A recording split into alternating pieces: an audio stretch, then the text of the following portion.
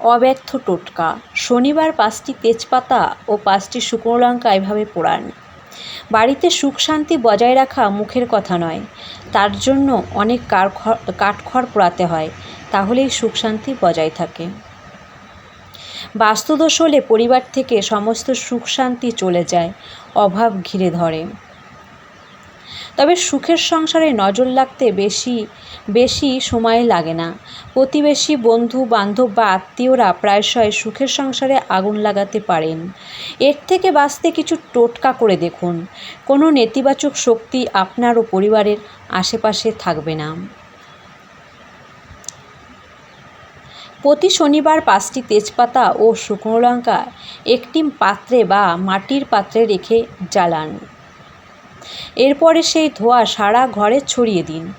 এই ধোঁয়ার প্রভাবে সমস্ত সমস্যা দূর হয় বলে মনে করা হয়। বন্ধ হয় দাম্পত্য কলহ, এতে অনিদ্রা, দুশ্চিন্তার মতো সমস্যাও মিটবে। তেজপাতা ও শুকনো লঙ্কা বাড়ির বাস্তু ও নেতিবাচকতা দূর করতে খুব কার্যকারী। এমনকি বালিশের তলায় তেজপাতা রেখে শুলে অর্থকষ্টও দূর হয়। অশান্ত মনকে শান্ত করতে আর লক্ষ্মীভাগ্য টানতে তেজপাতা ও কর্পূর পোড়াতে পারেন বাড়িতে।